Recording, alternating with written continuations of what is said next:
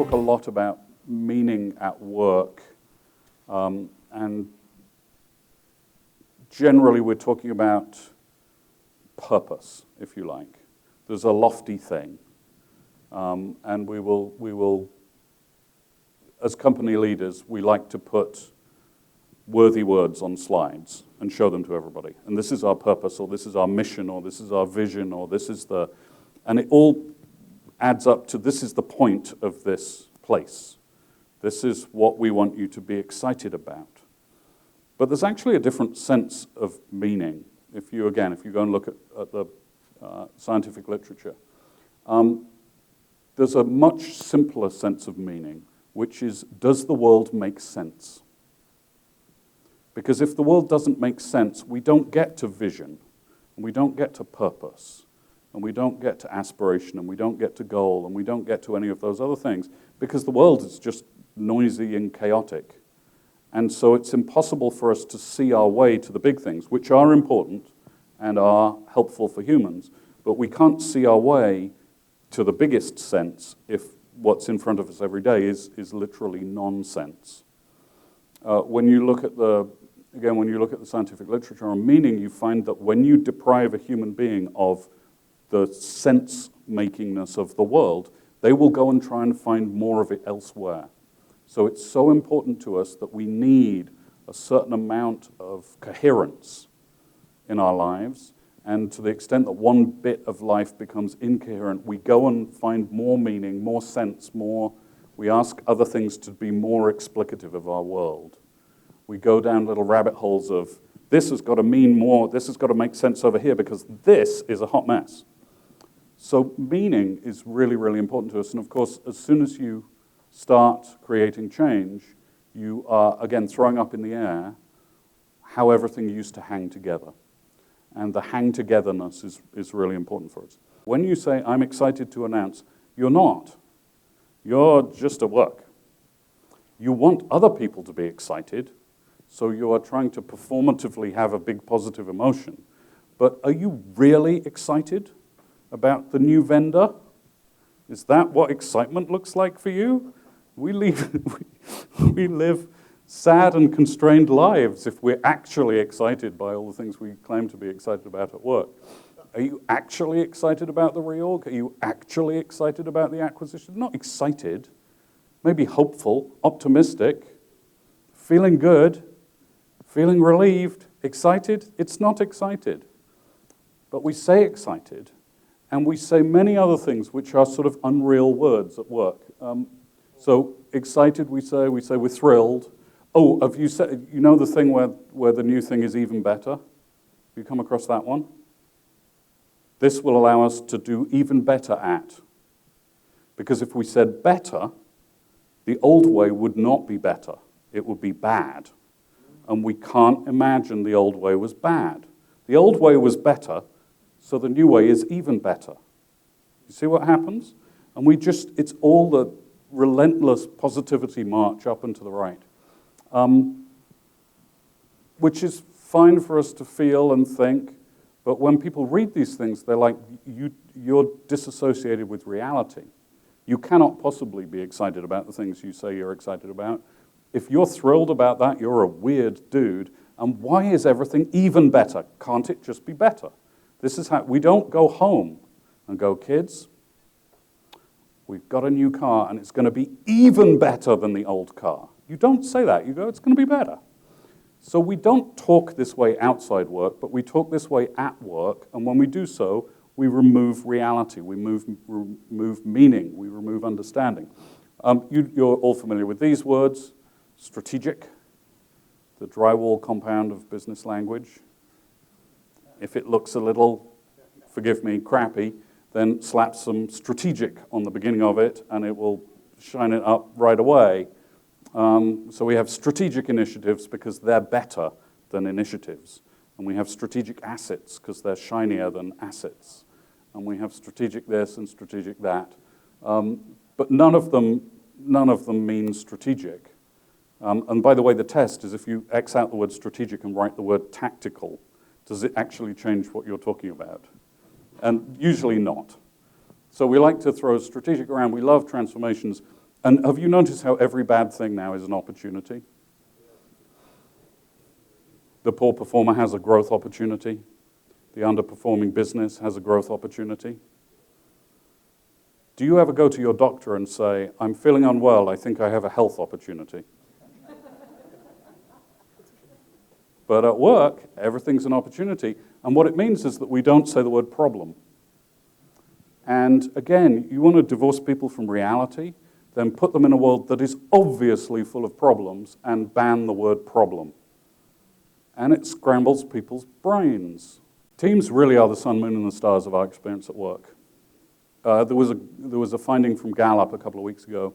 70% of your experience at work is determined by your team and the team leader.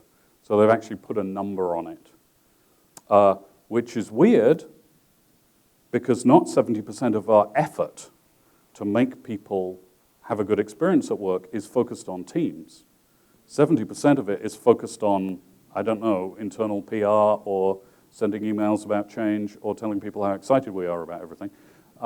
It's not focused on teams. It's very strange. Teams are like this messy thing that we don't really understand and we can't figure out what to do with, and they're there, yes, but we would rather think of people as individuals who have to be recruited as individuals, hired as individuals, paid as individuals, given feedback in sandwiches as individuals.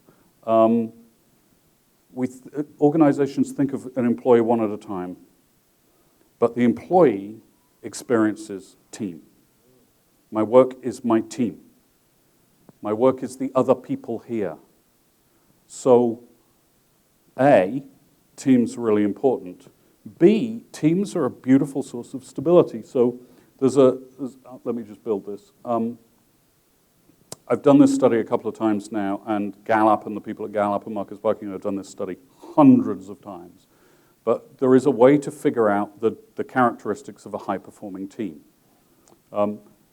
And you find out that there is a group of things which show up on the best teams that do not show up on average teams or struggling teams. They're roughly exactly in three buckets. There are some individual things, some characteristics of the team, and then some characteristics of the company. Okay? So the individual things are things like, I get to do my best work every day. I know what's expected of me. I will get recognized for excellent work. Those are me things, right? Individual things. The team things are things as you would expect. My teammates have my back. We have a shared sense of excellence on this team. So they're sort of we things. And the company things are I'm excited about the mission of the company. I'm confident in the future of the company. Okay, so there's some stuff about me. Do I know what my job is? Do I know what's expected of me? There's some stuff about us. Do I feel supported by my teammates? And there's stuff about the big us, the big company. Am I excited by the mission? Here's the weird thing. Team mediates all of those. If I move you, this is the study we did at Cisco, if I move you from one team to another, your sense of all of those changes. Here's what we should know at work, and we don't, for the most part, about teams.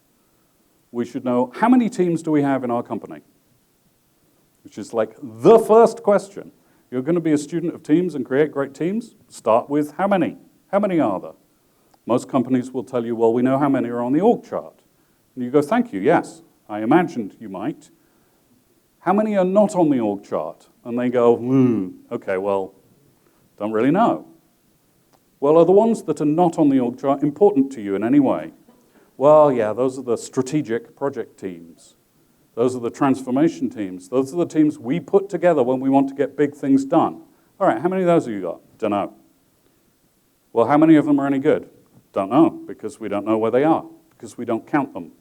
We count the org chart teams, and we don't count the special purpose extra teams or the spontaneous teams that people formed by themselves because they want to get something done, or the interconnecting teams, or the breaking down silos teams, or any of those other things. We don't know how many there are.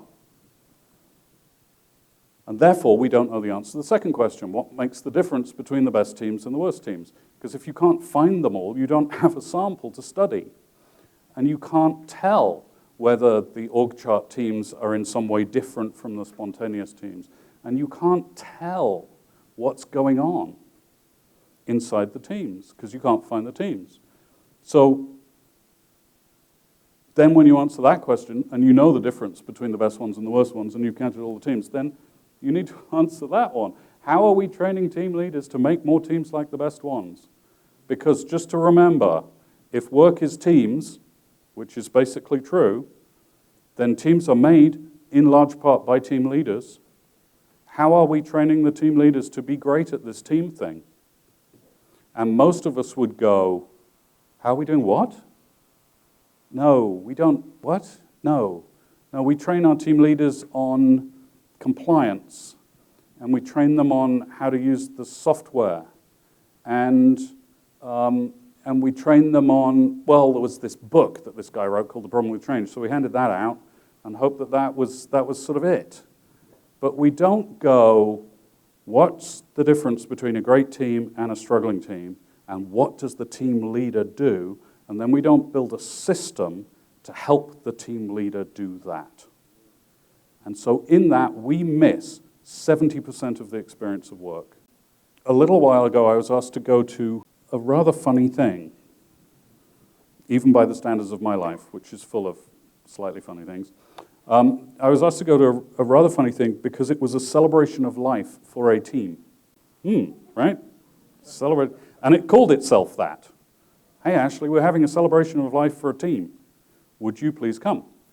And it was a team that I had been part of the organization that I led at Cisco, and there was a reorg, and the team was being disbanded after, I think, 6 years of working together. And so they had many things they could have done in response to this. I think what most of us would have done is gone off somewhere and cursed and thrown things and stomped around a little bit. But this lot decided to have a celebration of life, and they invited me. And I'm like, I'm happy to come to whatever this thing is. And they were all HR people, so there was a facilitator and an agenda. And it was the most beautiful experience. We went around and people shared their memories of the work that they had done together and what had made it special and what they would take with them to the next phase of their careers. And they had breakout groups and they had all the paraphernalia. And it was like a little mini offsite, if you like, all virtual, people from around the world to celebrate the life of this team. Why would you do that? Why on earth would somebody do that? This was a group of people who suddenly needed to find new jobs, suddenly needed to figure out what next was, suddenly needed to figure out what COBRA is and how do I get... A bunch of stuff happens to you when your employer says no longer employed. Bunch of stuff. All of it's urgent. A lot of it is very low down on the Maslow hierarchy of needs, right? There's a lot of survival stuff that comes along really quickly. Why would you stop that for an hour and have a celebration of life for a team? I think there are two parts to the answer. The first is that team had given these people this beautiful special set of conditions that we've been talking about this morning. It had given them a sense of belonging, it had given them predictability, it had given them agency, it had given them ritual, it had given them meaning. So they wanted to celebrate having been given those things. And the second reason to have a celebration of life is that that's rare. That's vanishingly rare at work. And they all knew how rare it was. And they wanted to be grateful to their teammates for creating this experience for everybody. We need this not to be rare. It cannot be rare that having a rewarding experience at work is such an unusual thing. It cannot be rare.